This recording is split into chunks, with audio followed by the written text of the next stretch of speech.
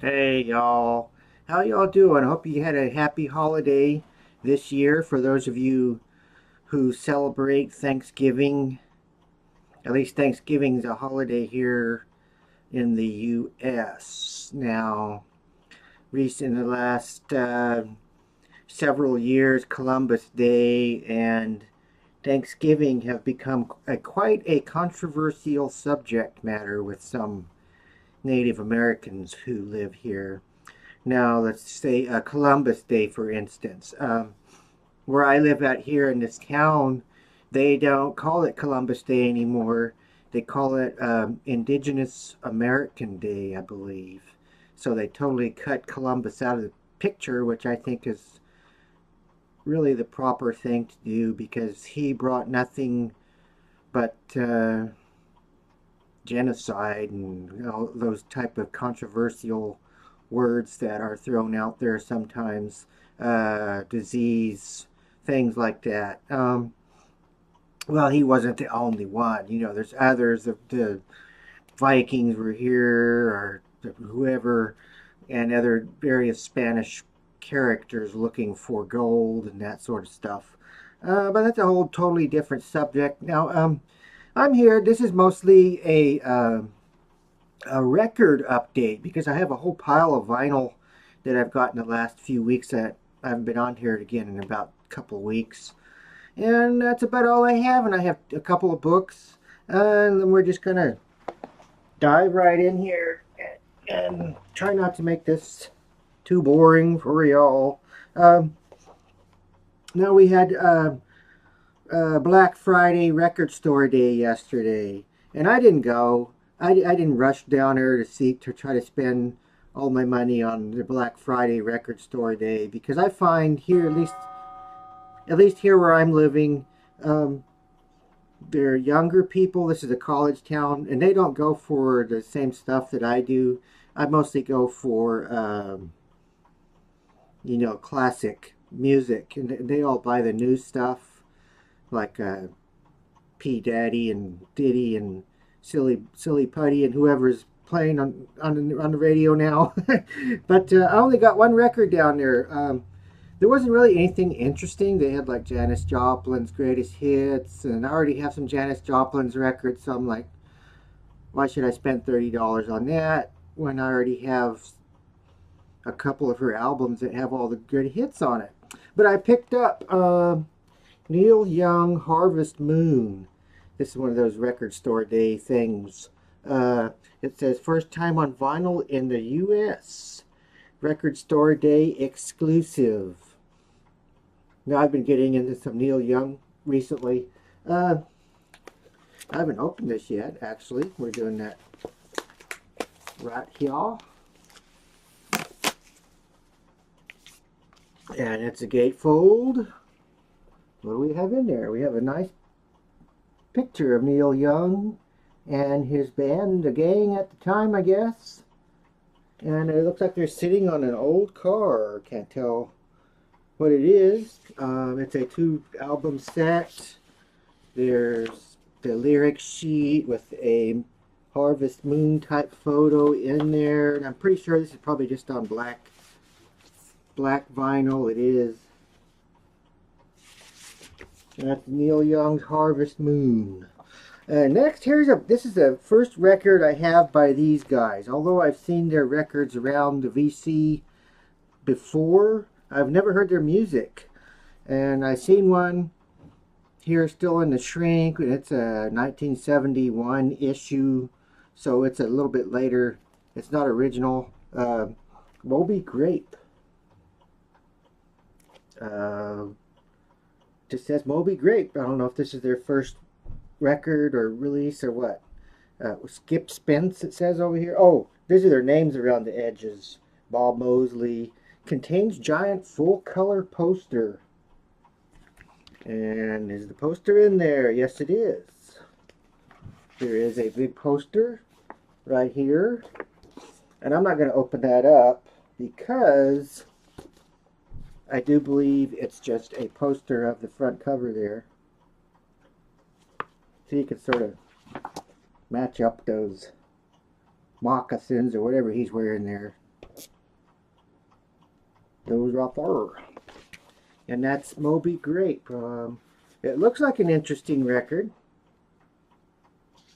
Check that out later. And here's a lady. She just passed away recently.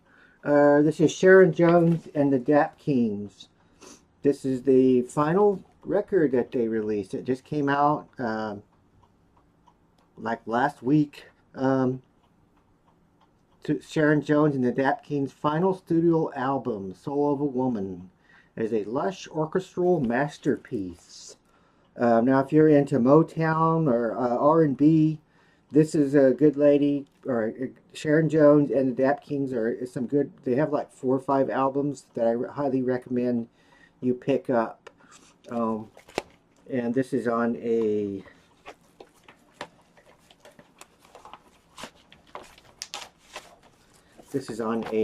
clear red vinyl.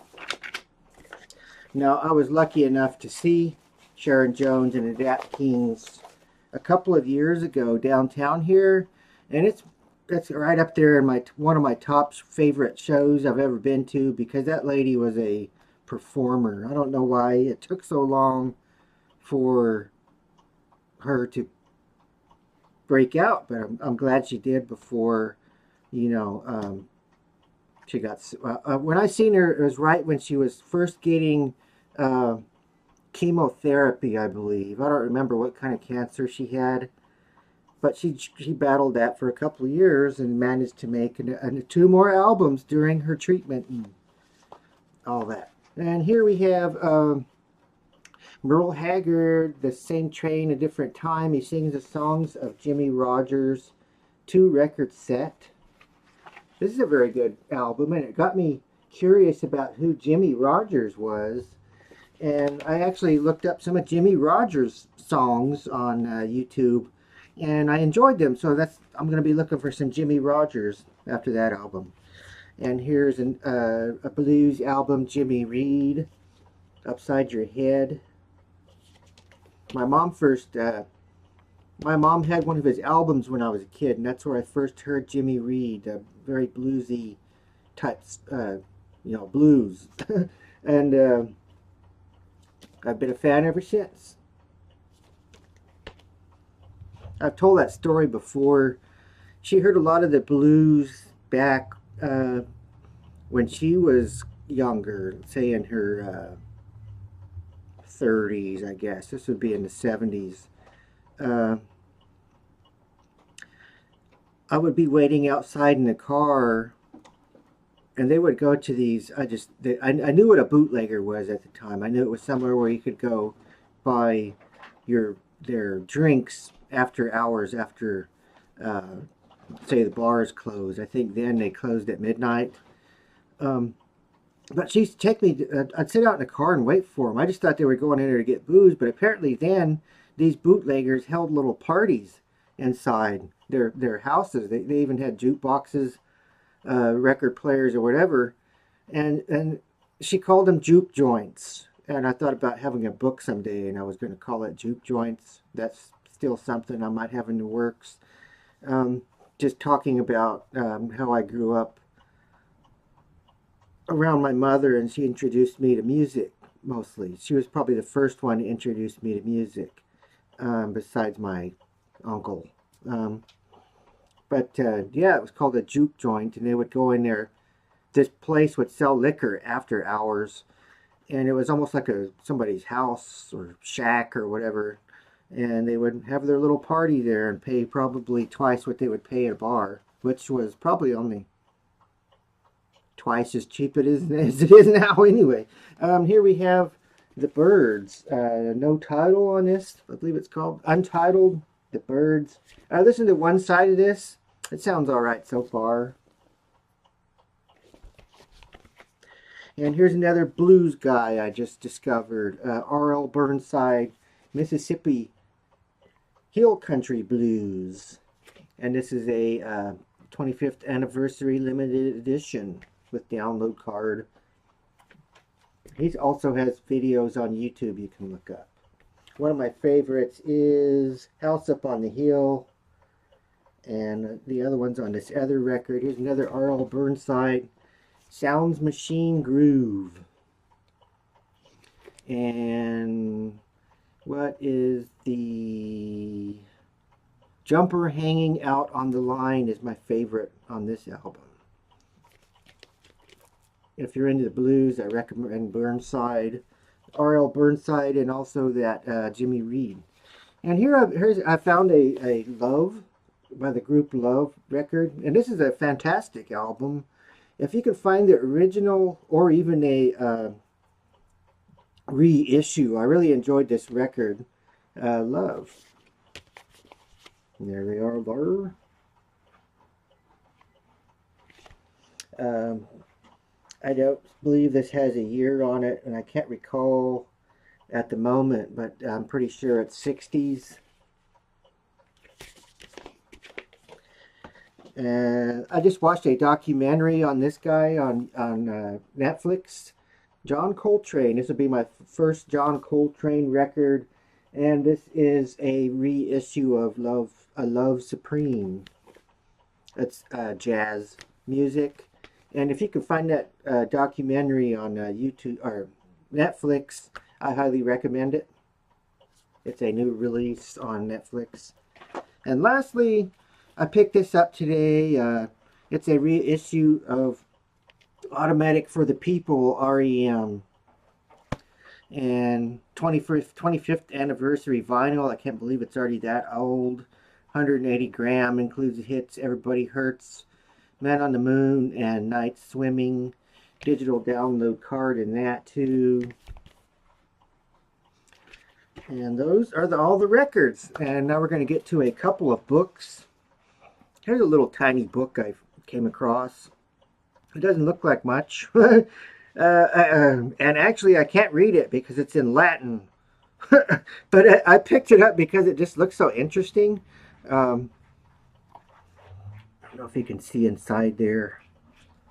It was John Chipman Gray's book, I take it. And then there's another name right there on this side. Richard Paul somebody Barr. And you turn the page and there's some writing. Way up, kind of up there, real small writing. And that is also somebody's name, Joanne or Joan something, 1782. So this is a really old little book. But like I said, it's all in Latin. I have no idea what it says, but I just thought it looked very interesting the way they really did up their books back in those days. But I did look up what some of it says. I looked up what that says right there at Pecteti and whatever that says. And apparently this is there's other similar books, but not little tiny ones. But this was apparently a Roman slave, and somehow the old story, he escapes and discovers Christianity or something, and that's all I'll say about that. I don't talk very much about religion. Mostly I get these because of the religious books are some of the oldest ones you can get that are around. And that's that little book. Kind of interesting. It's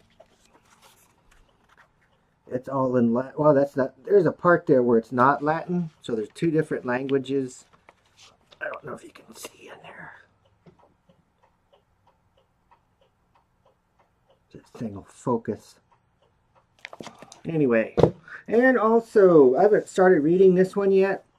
But as some of you know, I collect typewriters also. I have not a huge collection, but I have some. And this is a Tom Hanks new release, Uncommon Type. Some stories, and you all know Tom Hanks from his movies. And it's a book of short stories, and each one features a typewriter somewhere in it. because he's also a typewriter collector. A hectic, funny sexual affair between two best friends, a World War II veteran dealing with his emotional and physical scars, a second-rate actor plunged into sudden stardom, and a whirlwind press junket, a small-town newspaper columnist with old-fashioned views of the modern world, a woman adjusting to life in a new neighborhood after her divorce, four friends going to the moon and back in a rocket ship constructed in the backyard, a teenage surfer stumbling into his father's secret life. These are just some of the people and situations that Tom Hanks explores in his first work of fiction, a collection of stories that dissects with great affection, humor, and insight the human condition and all of its foibles. The stories are linked by one thing. In each of them, a typewriter plays a part, sometimes minor, sometimes central to many. Typewriters represent a level of craftsmanship, beauty, and individuality that is harder and harder to find in the modern world. In his stories, Mr. Hanks gracefully reaches that typewriter-worthy level. Uncommon type, Tom Hanks. And that's my video for today. Hope you all had a great holiday, or wherever you're at. If you don't celebrate it, I just hope you had a great week. And calling over and out, and weirdos unite.